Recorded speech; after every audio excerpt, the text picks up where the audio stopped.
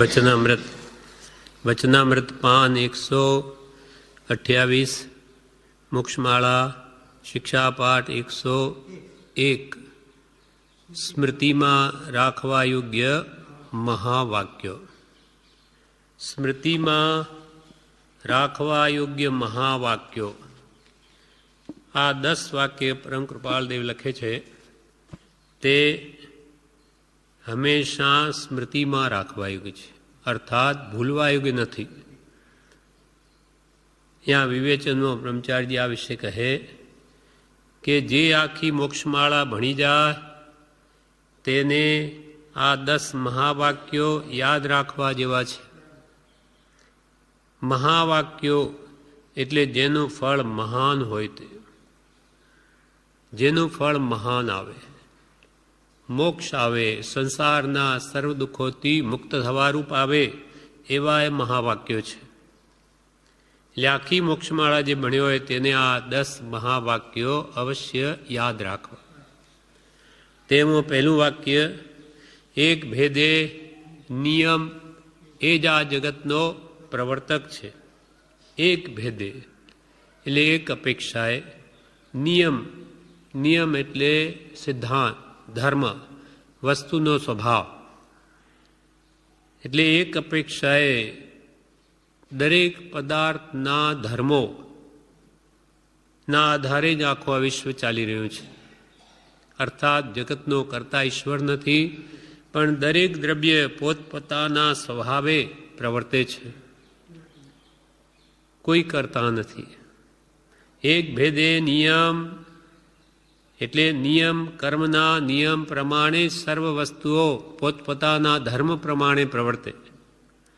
જગતનો પ્રવર્તક વિવેચનમાં કહે છે, જગતનો પ્રવર્તક ઈશ્વર નથી, જગતને ચલાવનાર ઈશ્વર નથી. એમ આગળ કહ્યું હતું તેમાં શંકા થાય તે સર્વના ખુલાસા રૂપ આ વાક્ય છે. પહેલાં જે વાત આવી તત્વબોધમાં કે જગતનો કરતા ઈશ્વર નથી, તો કોણ કરતા છે? તો કે નિયમ, સિદ્ધાંત, વસ્તુના ધર્મો એ પ્રમાણે આખું વિશ્વ ચાલે છે. એટલે તે સર્વના ખુલાસા રૂપ આ વાક્ય છે. એક ધર્મ, એક ભેદે એટલે એક અપેક્ષાએ દરેક પદાર્થમાં જે ધર્મો છે તે પ્રમાણે તે પ્રવર્તે છે. દરેક વસ્તુના પોતપોતાના ધર્મો છે, પોતપોતાના સ્વભાવ છે, અને તે પ્રમાણે જ સર્વ પદાર્થો પ્રવર્તે. જેમ કે ગોળ ગળ્યો જ લાગે, ગોળ કડવો કેમ નહીં? એનો સ્વભાવ છે. અથવા લીમડો કડવો જ કેમ? એ મીઠો કેમ નહીં? એનો સ્વભાવ છે. જેમ ગોળ ગળ્યો લાગે, લીમડો કડવો લાગે, તેમ જગતમાં નિયમ સર્વત્ર દેખાય છે. તેથી કોઈ જગત કરતા ઈશ્વરની એમાં જરૂર નથી. નિયમને લઈને જગત પ્રવર્તે.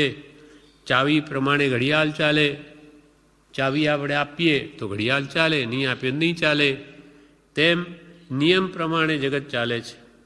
એટલે દરેક પદાર્થોના પોતપોતાના સ્વભાવ એ પ્રમાણે દરેક જડ કે ચેતન પદાર્થો પ્રવર્તે છે. તેમ પુણ્ય, પાપ, કર્મ પણ તેના નિયમ પ્રમાણે ચાલે. કોઈ સારા કર્મો કરે તો પુણ્ય બંધાય જ, પાપ કાર્યો કરે તો પાપનો બંધ પણ થાય જ, અને તેનું ફળ પણ તેને ભોગવવું જ પડે. ઝેર સુધા સમજે નહીં, જીવ ખાય ફળ થાય, તેમ શુભાશુભ કર્મનું ભોગતાપણું જણાય. ઝેરને કોઈ અમૃત માનીને પીએ તો શું એને જીવાડે? કે ભાઈ મેં થોડું ઝેર માનેલું, તેને માન્યું, પણ પદાર્થનો જે ધર્મ હોય તેમ જ થાય. અગ્નિમાં હાથ ઘાલે તો બળે જ, પછી કે મેં તો એને ઠંડી જાણીને મેં હાથ અંદર ઘાલેલો, તે જાણ્યું શું થઈ ગયું? અગ્નિનો ગરમ તો સ્વભાવ તો બાળવાનો છે. એમ પુણ્ય કે પાપ કર્મ પણ તેના નિયમ પ્રમાણે ચાલે. આ તો અખંડ કૃપાલ કે આ તો અખંડ સિદ્ધાંત માનજો કે સંયોગ, વિયોગ, સુખ દુઃખ ખેદ આનંદ અણરાગ અનુરાગ ઇત્યાદિ યોગ કોઈ વ્યવસ્થિત કારણ એટલે નિયમને લઈને રહ્યા છે. આપણે જે કંઈ પણ સંયોગ થયો કોઈનો કુટુંબનો કે ધનાદિનો એ બધા કર્મ પ્રમાણે. કોઈને ઓછું વધતું કેમ મળે? કર્મ પ્રમાણે. કોઈને સુખ કોઈને દુઃખ કેમ? કર્મ પ્રમાણે. પ્રારબ્ધ દેવા એને કામો કર્યા તેવા ફળ ભોગવે. શુભ કરે ફળ ભોગવે દેવાદિ ગતિમાં, અશુભ કરે નરકાદિ ફળ કર્મ રહિતન ક્યાં. વિયોગ કોઈનો વિયોગ થઈ જાય, ઈષ્ટનો વિયોગ થઈ જાય, ગમે એનો વિયોગ થઈ જાય, એ પણ કર્મના આધીન. જેટલું આપણે સંયોગ લખ્યો હોય તેટલો જ રહે. સુખ કે દુઃખ જે આપણે બાંધ્યા હોય તે જ મળે.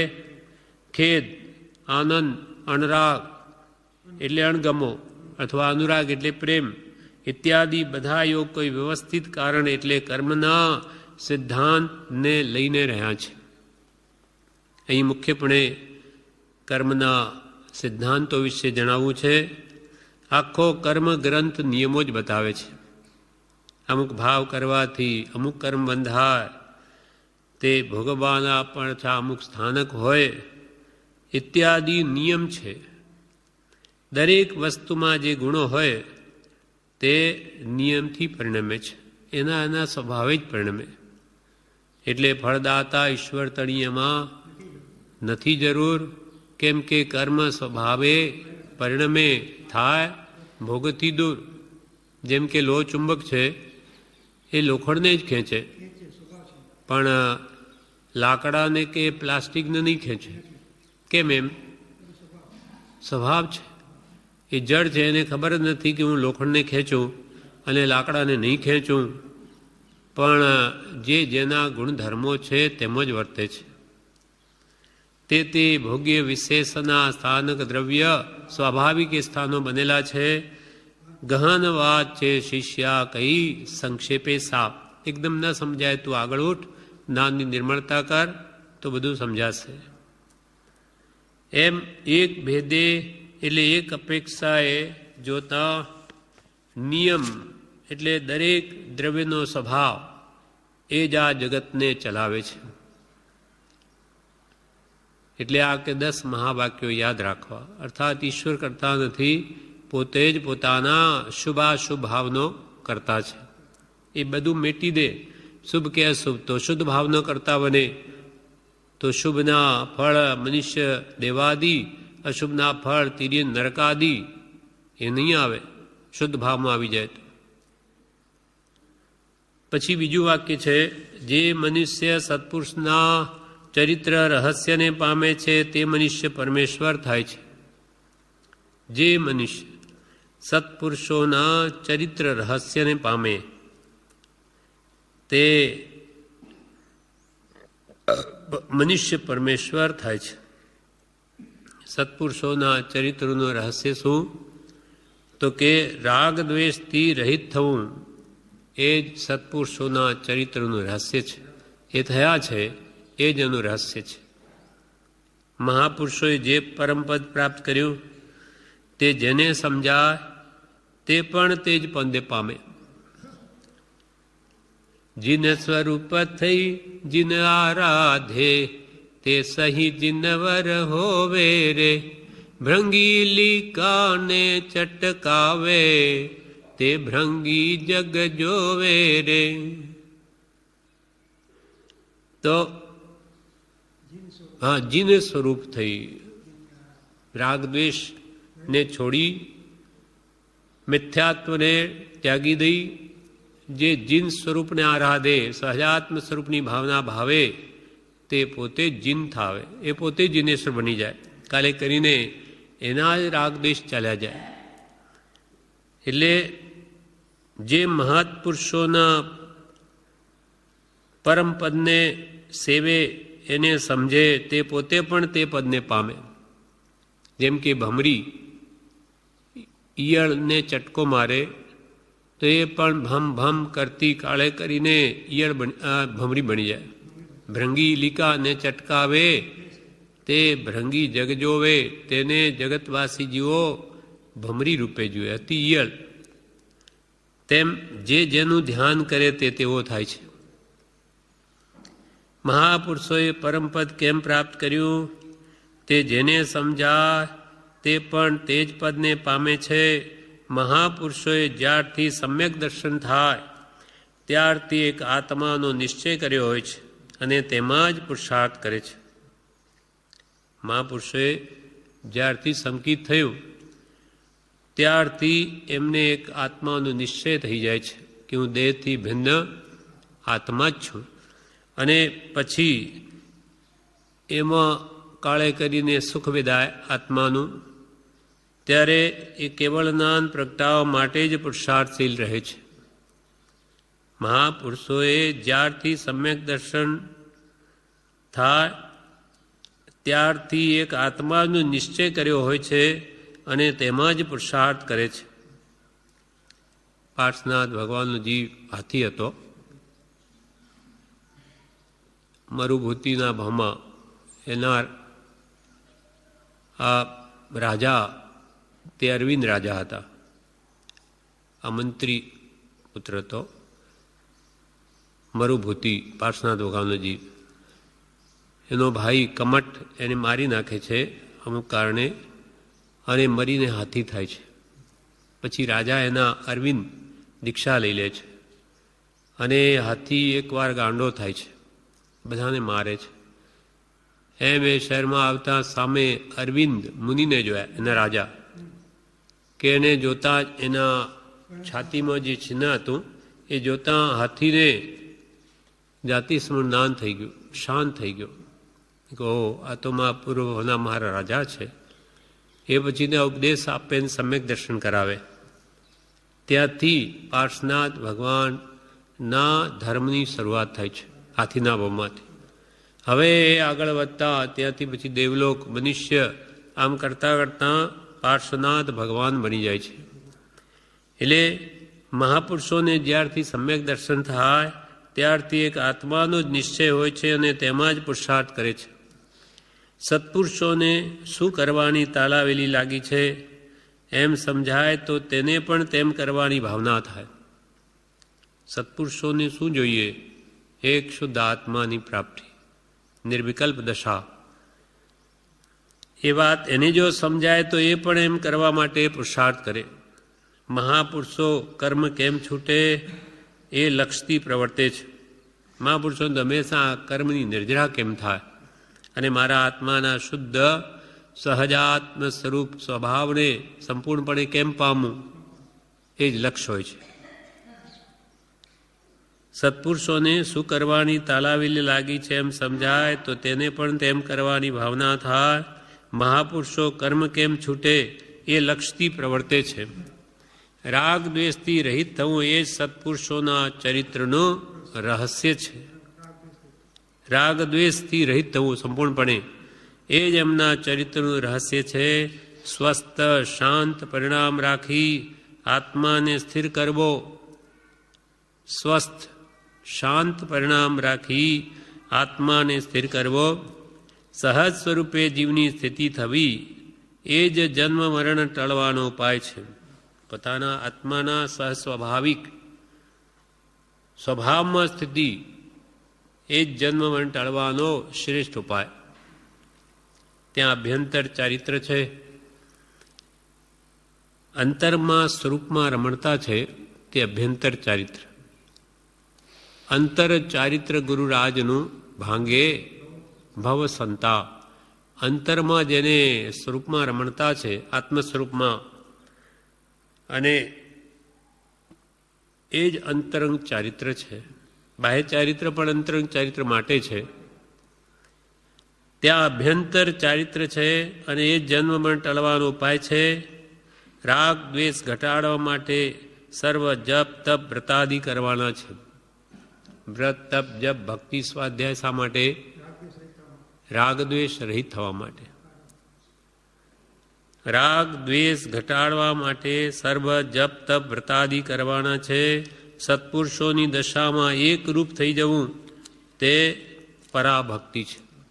આત્માને પરમાત્માનું એક રૂપ થઈ જવું તે પરાભક્તિની છેવટની હદ છે. સત્પુરુષોની દશામાં એકરૂપ થઈ જવું તે પરાભક્તિ છે. બીજા ધર્મમાં જગત કરતા રૂપે એક ઈશ્વર માને, તેથી પરમેશ્વર કોઈ નહીં થાય. વેદાંતમાં ઈશ્વર તો એક જ, આપણે તો એના અંશ છીએ, એટલે આપણે જાણે ઈશ્વર ન બની શકીએ. એમ બીજા ધર્મમાં જગત કરતા રૂપે એક ઈશ્વર માને, તેથી પોતે પરમેશ્વર અથવા કોઈ પણ પરમેશ્વર પદને પામી ન શકે. જ્યારે જૈનમાં તો દરેક જીવ માટે પરમેશ્વર થવાની છૂટ છે. અર્થાત દરેક જીવ નિશ્ચયને પરમાત્મા સ્વરૂપ જ છે. શુદ્ધ સ્વભાવમાં આવે તે મનુષ્ય ઈશ્વરપણું પાવે. મોક્ષ કયો? નિજ શુદ્ધતા. પોતાના આત્માની સર્વ કર્મલ રહિત દશા એ જ મોક્ષ છે, એ જ પરમાત્મા સ્વરૂપ છે. શુદ્ધ સ્વભાવમાં તે મનુષ્ય આવે તો તે મનુષ્ય ઈશ્વર થાય. ઈશ્વર અને પરમેશ્વરમાં ભેદ નથી. તેમ છતાં ગુણસ્થાનની અપેક્ષાએ ચોથા ગુણસ્થાનથી ઈશ્વર અને 13મા ગુણસ્થાને પરમેશ્વર કહેવાય એમ ભેદ છે. આમ તો ઈશ્વર કહો કે પરમેશ્વર કહો એક જ છે, પણ સૂક્ષ્મ ભેદથી જો જોવું હોય તો ચોથા ગુણસ્થાનમાં આત્મા જ્યારે સમ્યક દર્શન પામે ત્યારે ઈશ્વર કોટીમાં આવ્યો, જીન કોટીમાં. અને જ્યારે સંપૂર્ણ કેવળ જ્ઞાન પામે ત્યારે એ પરમેશ્વર થાય છે.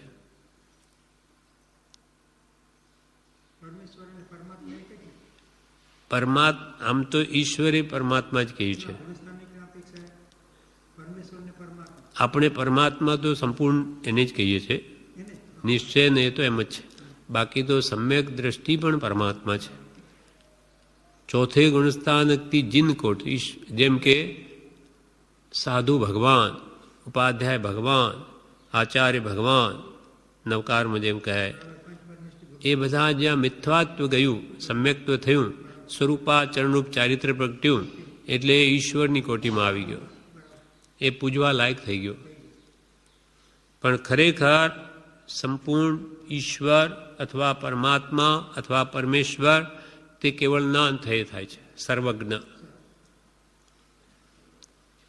પણ મિથ્યાત્વ જેને ગયું, જેને ક્ષાયક સંકિત થયું, તેને તો પછી એ બીજા કર્મો બધા સમય છૂટવાના ક્રમ જ છે.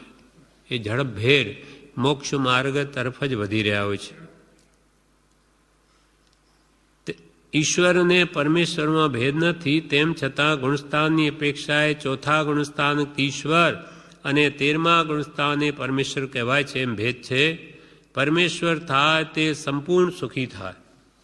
પરમેશ્વર થાય તે સંપૂર્ણ સુખી થાય. પછી સર્વકર્મથી રહિત થાય. પછી એને કંઈ કરવા પણ હોય નહીં, કેવડી થઈ ગયો. હવે એથી વિપરીત શું? એટલે પહેલાં તો શું કહ્યું? પહેલું વાક્ય એક ભેદે નિયમ એ જ આ જગતનો પ્રવર્તક છે.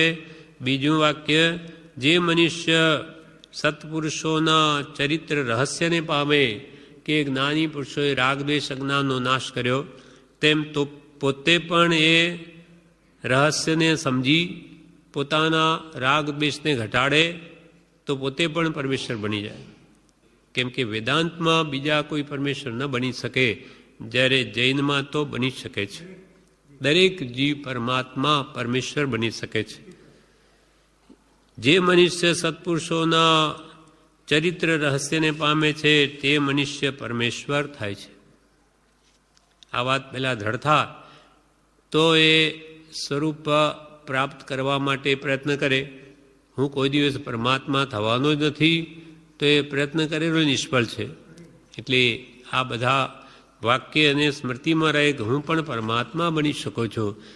અને આ બધું ચાલી રહ્યું છે તે ઈશ્વર કરતા નથી, આ પોતે જ પોતાના કર્મનો કરતા છે, માટે ભોગતા છે. હવે ત્રીજું વાક્ય, ચંચલ ચિત્ત એ જ સર્વ વિષમ દુઃખનું મૂળિયું છે. ચંચળ ચિત્ત, અસ્થિર ચિત્ત, એ સર્વ વિષમ દુઃખનું મૂળ છે.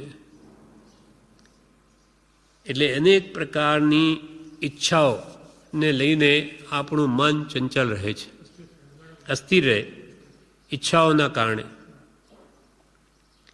સંકલ્પ વિકલ્પ કર્યા કરે, અને સંકલ્પ વિકલ્પ એ જ દુઃખનું મૂળિયું છે, અને એને લઈને જ બંધન છે. સંકલ્પ વિકલ્પ ન કરે તો કોઈ બંધન નથી. ઉપજે મોહ વિકલ્પથી સમસ્ત આ સંસાર, અંતર્મુખય અવલોકતા વિલય થતા નહીં વાર. મોહના વિકલ્પથી આખો સંસાર ઊભો થાય.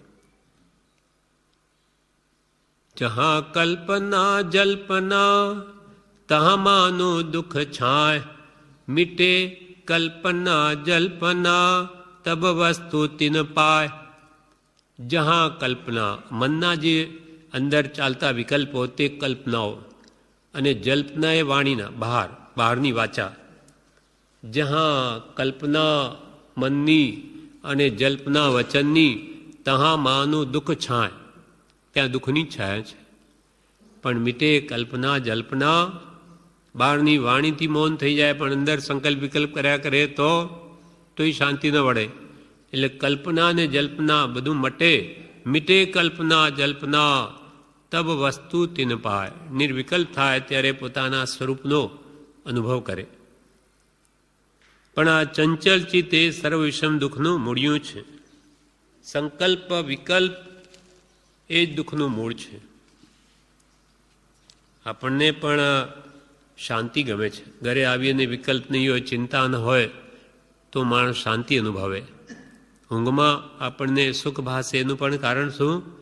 એ વિકલ્પો મટી જાય છે કે ઓછા થાય છે, તેને લઈને સુખ વેદે છે. બાકી મનમાં જો સંકલ્પ વિકલ્પથી દુઃખ હોય તો ગમે એટલી બાહ્ય શાતા કે ભલે બહાર એર કન્ડિશન હોય પણ અંદરમાં બળતરા હોઈ શકે. એટલે મનના સંકલ્પ વિકલ્પ જો ન સમે તો એ જીવ ક્યાંય પણ સુખ ન પામે. એટલે કહ્યું, મન લોભી, મન લાલચી, મન ચંચલ, મન ચોર, મન કે મતે ન ચાલીએ, પલક પલક મનોર. ઘડીકમાં કંઈ છે, ઘડીકમાં કંઈ છે, એવો મન જેમ દોરે તેમ નહીં દોરાવવું.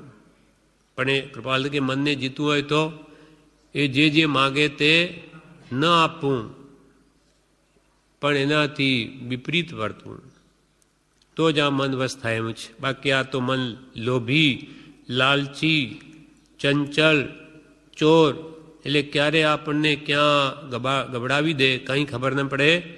એમ માટે એનાથી હંમેશા જાગ્રત રહેવું. હા, જ્ઞાને બાંધ્યું મન રહે. હવે આપણને જ્ઞાન ન થાય ત્યાં સુધી શું કરવું? મંત્રમાં જોડવું અથવા એના વચનોના વિચારમાં રોકવું, ઔષધ વિચાર ધ્યાન કે ભક્તિમાં જોડવું. એટલે આપણું મન બીજા વિચારો ન કરે એવી રીતે એને ઉત્તમ સરસ ખોરાક, સારા ભાવોને આપી દેવો જ્યાં સુધી જ્ઞાન ન થાય ત્યાં સુધી. એ થયા પછી તો સહજ વશ થશે, પણ એ નથી ત્યાં સુધી આપણે આ પુરુષાર્થ કરવો જ પડશે. નહીં તો સમય સમયે મન એવ મનુષ્યાણામ કારણમ બંધ મોક્ષયો. જો મોક્ષના કારણમાં ન વર્તે તો એ સમય સમયે કર્મ બંધ જ કરશે. પ્રસન્નચંદ્ર રાજર્ષિએ 48 મિનિટમાં શું કરી દીધું? આ મન જ ત્યાં કારણ છે. 7મી નરકની ઠેઠ યાતના ભોગવે એટલા કર્મોનો સંગ્રહ કરી લીધો, અને ફર્યા પાછા તો ભાવથી તોડી પણ નાખ્યા ને કેવળનાન પણ પ્રગટાવી દીધું. એટલે મન એવું છે. તંદુલ મત્સ્ય હોય, મોટા માછલાના આંખના પાપણ ઉપર હોય, ચોખાના દાણા જેટલો જ હોય, એટલે એનું નામ જ તંદુલ મત્સ્ય આપ્યું. તંદુલ એટલે ચોખા, મત્સ્ય એટલે માછલું. પણ એ આટલું નાનું છે પણ કેવા ભાવ કરે. આખા જૈન ધર્મનો આધાર ભાવ ઉપર છે. એટલે ત્યાં રહ્યો એવો ભાવ જ કરે છે ખાલી, કે આટલા મોઢામાંથી આટલા બધા માછલાઓ આવીને જતા રહે બધા, એના ઠેકાણે હું જો હોઉં તો એક પણ માછલાને જવા નહીં દઉં, બધાને ખાઈ જાઉં. એવી માત્ર મનના કારણે, મન છે નહીં એના કારણે આવી ભાવના ભાવી અને મોટો મહામત્સ્ય પણ 7મી નરકે જાય અને આ તંદુલ મત્સ્ય પણ 7મી નરકે જાય. એટલે ભાવ બડો સંસાર મેં, ભાવે जिनवर पूजिए भावे दीजे दान भावे भावना भाविए भावे केवल दान. ભાવ બડો સંસાર. ભાવ હંમેશા શુદ્ધ રાખવા. એટલે આ ભક્તિ સત્સંગ પણ સારા ભાવ માટે છે, એના નિમિત્ત માટે છે, નિમિત્તાધીન જીવ છે માટે. એટલે સંકલ્પ વિકલ્પ એ સર્વવિષમ દુઃખનું મૂળિયું છે. મન ચંચલ રહ્યું તો બધું દુઃખ જ આવવાનું. જગતના બધા દુઃખો છે તે સમતા ન રહેવા દે તેવા વિષમ છે. જગતના બધા જ દુઃખો એવા સમતા ભાવમાં ન રહેવા દેવા છે તેવા વિષમ છે. આત્મ પરિણામની અસ્વસ્થતાને શ્રી તીર્થંકર અસમાધિ કહે છે. અસ્વસ્થતા અજ્ઞાનને લઈને છે. ત્યાં સુધી આત્મા અસમાધિમાં છે, કર્મ જ બાંધે. અને સમાધિ એ જ સુખ છે, આત્માની સ્વસ્થતા એ જ સુખ છે. આત્મ પરિણામની સહજ સ્વરૂપે પરિણતિ થવી તેને શ્રી તીર્થંકર ધર્મ કહે છે. ધર્મ સહજ સ્વરૂપે પોતાના શુદ્ધ સહજાત્મ સ્વરૂપમાં રમણતા થવી તેને શ્રી તીર્થંકર ધર્મ કહે છે. હા, અને આત્મ પરિણામની કંઈ પણ ચપળ પરિણતિ થવી તેને શ્રી તીર્થંકર કર્મ કહે છે. જેમ કે પ્રસન્નચંદ્રા ચપળ પરિણામ થયા, કર્મ બાંધ્યા અને અચપળ સ્થિર થઈ અને શ્રેણી માંડીને કેવલનાન પ્રગટાવ્યું.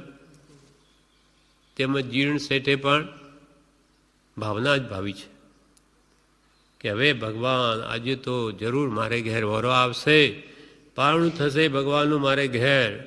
એવા ભાવમાં જ 12મા દેવલોક સુધી તો પુણ્ય બળે વધી ગયા. અને જો દુંદુબી ન વાગી હોત, ભગવાનને પારણું થઈ ગયું પૂર્ણ શેઠને ત્યાં, જીર્ણ શેઠને નહીં આવે, પૂર્ણ શેઠને ત્યાં થયું, એટલે એમના ભાવ અટકી ગયા. નહીં તો કે કેવળનાન થઈ જાય, કરી નાખાત. એવા ઉત્કૃષ્ટ ભાવ હતા. એટલે ભાવ હંમેશા સારા જ રાખો અને એના માટે નિમિત્ત જોઈએ. હરે જીરણ શેઠજી ભાવના ભાવે, હરે પટકુલ જરી પથ રાવે રે, મહાવીર પ્રભુ ઘર આવે. હરે જીરણ શેઠજી ભાવના ભાવે. પટકુલ એટલે કપડાં, જરી વગેરે પોતાની શેરીમાં જળ છંટકાવે, ભગવાન ઘરે આવશે, પછી તો એમને હું આ રીતે પારણું કરાવીશ, પછી એમને વળાવવા જઈશ, પછી એમનો ઉપદેશ સાંભળીશ. એ બધી ભાવના જ ભાવે. જ્યારે ખરેખર ભગવાન આવ્યા જ નથી, છતાં પણ ભાવથી કેટલી ઊંચો એનો દરજ્જો વધી ગયો. એટલે આ નિમિત્ત સેવીને ભાવોની હંમેશા ઘણી ચડતી રાખવી. એટલે પ્રભુશ્રી શું કહે, પ્રભુ તું ભાવનો ભિખારી શું કામ થાય? ભાવ તો સારા જ રાખ. એમાં તારા ઘરનું શું જાય છે કે બધા જીવો સુખી થાઓ, તેમાં આપણા ઘરનું શું થઈ ગયું? પણ બધા જીવો દુઃખી થાઓ તો તું દુઃખી કરી શકે? તું પોતે જ દુઃખી થાય. કેમ કે તારા ભાવ બધા પ્રત્યે ખરાબ થયા. જેમ કે તંદુલ મત્સ્યે શું વિચાર કર્યો કે એના ઠેકાણે હું તો એક નહીં છોડું, ભાવ જ બગાડ્યા. એટલે એ નરકમાં ગયો. એમ ભાવ કોઈના પ્રત્યે બગડવા નહીં દેવા. એટલે ચંચલ ચિત્ત છે, અનાદિનો ઢાળ એનો ખરાબ છે, નીચે ઢાળે છે. અને એક સમયમાં અસંખ્યાત યોજન ચાલનાર અશ્વ તે મન છે. એક સમયમાં તો અસંખ્યાત યોજન જતું રહે એવા મનરૂપી ઘોડો, એને થકાવવું કૃપાલ બહુ દુર્લભ છે. એની ગતિ ચપળ અને ન ઝાલી શકાય તેવી છે. મહાજ્ઞાનીઓએ જ્ઞાનરૂપ લગામ વડે કરીને એને સ્તંભિત કરી રાખી સર્વ જય કર્યો છે જ્ઞાનરૂપી લગામથી. એમ જ્ઞાને બાંધ્યું મન રહે. સત્પુરુષના વચનામૃત અહો શ્રી સત્પુરુષ કે વચનામૃતમ જગત કર. આખા જગતને તારી શકે, એનું મન સ્થિર કરી શકે અને ખરાબ ભાવોમાંથી ઉત્તમ ભાવમાં લાવી બધા કર્મનું સંક્રમણ કરી શકે એવી તાકાત ભગવાનના વચનોમાં છે. નાને બાંધ્યું મન રહે. મન તો બાબરા ભૂત જેવું છે, એટલે એને જો બીજું કામ ના આપો તો બાબરો ભૂત શું કહે, તને ખાઈ જઈશ, કામ બતાવો. એટલે એને હંમેશા કામ જોઈએ, નહીં તો એ ખોટા વિચારમાં ચાલ્યો જશે. એટલે ઉત્તમ વિચાર રૂપે એને કામ સોંપી દેવું, એટલે નવરાશ મળે જ નહીં.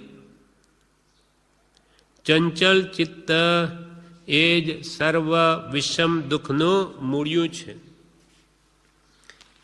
હવે ચોથો ભેદ આ 10 વાક્ય, ચોથું મહાવાક્ય કે છે ઝાઝાનો મેળાપ અને થોડા સાથે અતિ સમાગમ એ બંને સમાન દુઃખદાયક છે.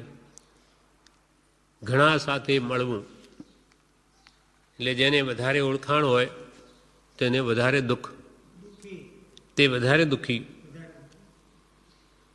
ઘણા માણસોનો મેળાપ હોય તો બધાનું મન સાચવવું પડે, બધાની વાત યાદ રાખવી પડે, તેથી મન ચંચલ રહે, બધાને રાજી રાખવાના. અને તેમજ થોડા સાથે પણ અતિ સમાગમ, અત્યંત મેળાપ હોય તે પણ દુઃખનું જ કારણ છે. થોડા સાથે અતિ પરિચય હોય તો અવજ્ઞા થાય, સામાન્યપણું થાય કે પ્રતિબંધ થાય, ગાઢ એની સાથે સંબંધ બંધાઈ જાય, એટલે એના સભાએ ગમે પણ નહીં. સંસાર જેને છોડવો છે તેને તો બે છોડવાના છે. ઝાઝાનો મેળાપ અને થોડા સાથે અતિ સમાગમ બે છોડવાના છે. કારણ વગર કોઈને મળવું નહીં અને થોડા સાથે પણ અતિ પરિચય રાખવો નહીં, નહીં તો એ મરણ વખતે એને મહાન દુઃખનું કારણ થાય છે. સંસાર જેને છોડવો છે તેને તો બે છોડવા જેવા છે. આ સંસારની અપેક્ષાએ વાત કહી એટલે એના વિશે નમી રાજર્ષિ એક તો ભાવના ભાવી, કોઈને પોતાનું ન માન્યું, કુટુંબાદી બધાને ઇન્દ્રિય પરીક્ષા કરી તેમાં પણ પાસ થયા. મારા પણ ક્યાંય કર્યું તો પોતાના આત્માનું કલ્યાણ કરીને મુક્તિએ ગયા. ને પૂજામાં પણ આવે છે એકત્વ ભાવના, 12 ભાવનાઓ, એકત્વ ભાવના 12 ભાવનાઓ. બહુ મિલે ખટપટ બહુ થાય, નિત્ય એકાકી રહે સુખદાય, જીન પૂજલે. બહુ મિલે ખટપટ બહુ થાય. એકલો હોય તો તેને કોઈ દુઃખ નથી, પણ આ જીવનાદિનો એકલો રહી શકતો નથી, એને કોઈનું કોઈ સંગ જોઈએ છે. પણ જ્ઞાનીઓને મન તો સબ્વે સંગા મહાસવા, સર્વસંગ મહાઆશ્રવરૂપ ભાષે છે. એક ભજન છે એમાં કહ્યું, યોગી એકલા રે નહીં જેને સંગ કોય. યોગી એકલા રે નહીં જેને સંગ કોઈ, ઘૂંઘરો એક હશે બાંધેલો અવાજ તેનો નવ થાય. ઘૂંઘરો એક હશે બાંધેલો અવાજ તેનો નવ થાય. 10-20 જો મળી બેસે તો, 10-20 ઘૂંઘરા ભેગા થાય તો, 10-20 જો મળી બેસે તો ઘોંઘાટથી માર ખાય. યોગી એકલા રે નહીં જેને સંગ કોઈ. 10-20 ઘૂંઘરા ભેગા થાય તો એકબીજાથી અથડાય, બધા દુઃખી થાય, અવાજ કરે, પણ એકલો હોય તો એ અવાજ ન કરે. એમ સુખ એકલપણામાં છે, એકત્વ ભાવનામાં સુખ છે. એમ ઝાઝાનો મેળાપ કે થોડા સાથે અતિ સમાગમ એ બંને સમાન દુઃખદાયક છે. હવે પાંચમું વાક્ય કે છે, સમ સ્વભાવીનું મળવું એને જ્ઞાનીઓ એકાંત કહે છે. પાંચમું મહાવાક્ય, સમ સ્વભાવી એટલે એક પ્રકારની ઈચ્છાવાળા, ભલે ઘણા મળે તો પણ એકાંત કહ્યું. જેમ કે આશ્રમમાં આપણે બધા 1000 હોય કે પરિસરમાં 2000 હોય, એ બધાની ઈચ્છા એક હોય છે. બધાને આત્મકલ્યાણની ઈચ્છા હોય છે. અહીંયા કોઈ સ્વાર્થ નથી એકબીજા પ્રત્યે. માટે 2000 શું 5000 તો પણ હોય તો પણ એને એકાંત કહ્યું છે. એટલે સમ સ્વભાવીનું મળવું એને જ્ઞાનીઓ એકાંત કહે છે. હવે સમ સ્વભાવી એટલે શું? તો કે મોક્ષની ઈચ્છાવાળા, મળે ત્યાં ઘણા કે થોડા હોય તો પણ એકાંત છે. સત્સંગમાં સંસારનો સ્વાર્થ કે વિષયની વાત ન હોય, પણ છૂટવાનો આશય હોય, બધાની એક જ રુચિ હોય, તેથી એકાંત છે. જ્યારે મેળામાં ગયા હોઈએ, નાટકમાં ગયા હોઈએ કે સિનેમામાં, તો ત્યાં બધાનો આશય જુદો, બધાની રુચિ ભિન્ન ભિન્ન હોય છે.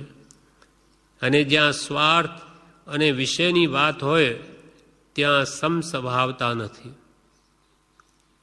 એટલે જુદા જુદા વિષયની વાત હોય, કોઈને કંઈ જોઈએ, કોઈને કંઈ જોઈએ, એટલે ત્યાં સમસ્વભાવીપણું નથી. એટલે સમસ્વભાવીનું મળવું એને જ્ઞાનીઓ એકાંત કહ્યું છે. ત્યાં પછી સત્સંગમાં એના નિમિત્તે ભલેને હજારો ભેગા થાય તો પણ તે એકાંત જ છે. કેમ કે બધાને આત્માર્થનો લક્ષ્ય છે. એટલે સમસ્વભાવી સાથે મળવું, બધાને આત્માર્થના ઈચ્છુક હોય, સત્સંગ ભક્તિ ગમતા હોય, એનો સંગ આપણને બળ આપે, સંસારીઓનો નહીં. એટલે એ પણ યાદ રાખવું કે સમ સ્વભાવીનું મળવું એને જ્ઞાનીઓ એકાંત કહે છે. આ પ્રમાણે કુલ 10 મહાવાક્યો છે. તેમાં આપણે 5 વાંચ્યા આજે. પહેલું, એક ભેદે નિયમ એ જ આ જગતનો પ્રવર્તક છે. એટલે એક અપેક્ષાએ દરેક વસ્તુનો નિયમ એટલે સ્વભાવ, એનો ધર્મ એ જ આ જગતને ચલાવે છે, ઈશ્વર નથી ચલાવતો. બીજું મહાવાક્ય, જે મનુષ્ય સત્પુરુષોના ચરિત્ર રહસ્યને પામે છે તે મનુષ્ય પરમેશ્વર થાય છે. કે સત્પુરુષોએ એવું શું કર્યું જીવનમાં કે જેથી એ પરમાત્મા બની ગયા? તો કે રાગ દ્વેષ અજ્ઞાનને જેને હણી નાખ્યા, એ જે વાત બરોબર જેને સમજાઈ જાય અને પોતે પણ જપ તપ વ્રતાદિ કરીને રાગ દ્વેષને ઘટાડે તો પોતે પણ પરમેશ્વર બને. જે મનુષ્ય સત્પુરુષના ચરિત્રને પામે તે મનુષ્ય પરમેશ્વર થાય છે. ત્રીજું, ચંચલ ચિત્ત એ સર્વવિષમ દુઃખનું મૂળિયું છે. ચંચલ ચિત્ત, ચિત્તની અસ્થિરતા એ સર્વવિષમ દુઃખનું મૂળ છે. એટલે ચિત્ત સ્થિર રાખવું અને જ્ઞાની પુરુષના વચનથી બોધબળથી જેમ જેમ વસ્તુ સમજાય તેમ ચિત્ત સ્થિર થતું જાય છે. માટે એ વાક્ય પણ યાદ રાખવું કે ચિત્તને ચંચલ રાખવું નહીં તો કર્મ બાંધે. મનને હંમેશા ઉત્તમ ભાવમાં રોકી રાખવું. ચોથું, ઝાઝાનો મેળાપ અને થોડા સાથે અતિ સમાગમ એ બંને સમાન દુઃખદાયક છે. એટલે ઘણા સાથે પરિચય કરતા ન ફરવું. આજે એને મળ્યા, ફલાણાને મળ્યા, તો આખો દાડો એકબીજાને રંજન કરવામાં કે રંજીત થવામાં જ બધો સમય વ્યર્થ વયો જાય. આત્માર્થીને માટે તો વાત કરવાનો પણ સમય નથી. કેમ કે એને કેટલું બધું કામ કરવાનું છે. અને થોડા સાથે અતિ સમાગમ રાખવો એ પણ એટલું જ દુઃખદાયક છે. તો કે ઘણાને નહીં મળું તો થોડા સાથે અત્યંત પ્રેમ રાખવો? તો કે ના, એ પણ નહીં. એ પણ પ્રતિબંધ વધે, પછી એને સહન નહીં થાય, રહી નહીં શકે એકબીજા વગર. માટે આ પણ મહાવાક્ય યાદ રાખવું કે કોઈનો પરિચય કરવા યોગ્ય નથી. એક સત્પુરુષ સિવાય કોઈની સાથે રાગ કરવા યોગ્ય નહીં. રાગ કરવો નહીં, અને કરવો તો સત્પુરુષ પ્રત્યે કરવો. હવે પાંચમું મહાવાક્ય, સમસ્વભાવીનું મળવું એને જ્ઞાનીઓ એકાંત કહે છે. સમસ્વભાવી આત્માર્થી મુમુક્ષુઓ એની સાથેનો સમાગમ હોય તો એકાંત જ છે, એકબીજાને બળ આપે છે. બાકી સંસારી જીવો જ્યાં સમસ્વભાવી પણ હોતું નથી તેનો પરિચય રાખવા યોગ્ય નથી. આ પ્રમાણે 5 મહાવાક્ય આપણે આજે વાંચ્યા. હજુ બીજા 5 છે, કુલ 10 છે. બીજા આપણે આવતીકાલે લખીશું.